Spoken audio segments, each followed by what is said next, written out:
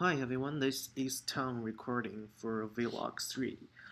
Today we're going to focus on two aspects about culture that we talk about during lectures. The first is about cultural shock. I talked about this with Teresa, the same as we did before. Um, this is about a psychological and emotional reaction when people experience a culture very different from their own. So even though Teresa had an Asian background, she actually grew up here in America all along. So experience experiencing only one culture mainly.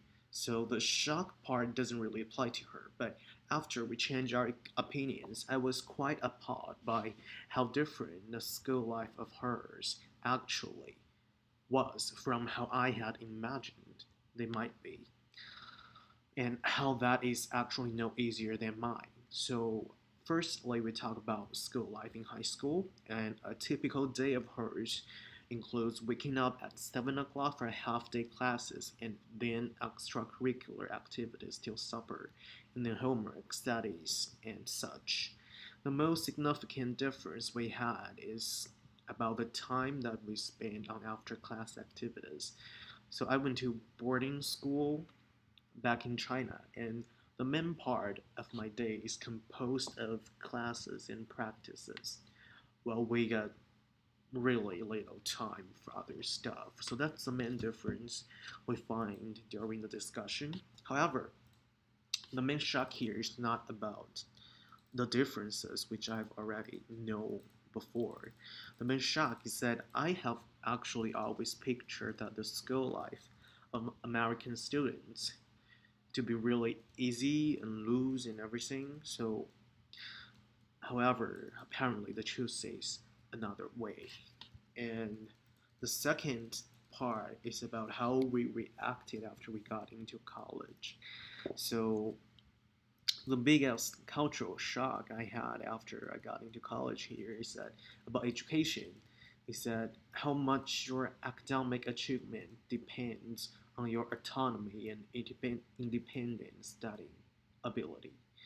So Teresa is a nursing major student, and the requirement of their department is crazy, making it even more important to always keep on track. And we were actually on the same page about this part. So back in China, even though autonomy still plays a rather huge part in one's study, the teachers back there were always behind your back, like supervising everything you do, make sure you don't go wrong during the whole process, and make sure you get everything done on time. So that was the main pattern of studying and educating back in China. However, here it all depends on your own. The teachers, they mostly just give lectures, and if you have questions, you could ask them initiatively, but they wouldn't offer to help you if you don't ask them. So it all depends on your own, like, depends on where you put yourself in studying what you want to achieve in the future. It's all about inner motivations. And when I first came here, I did struggle a little bit on this because, as I said, back there, there's always someone else to remind you what to do and how important it is of doing so. So when I first came here, I spent the first semester trying to find a way to keep myself on track.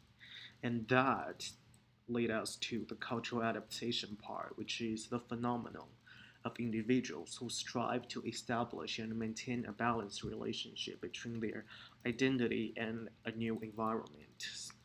So after I realized the importance of autonomy and independency here, I began to organize my time in a reasonable and efficient way every day, pushing myself to complete my tasks.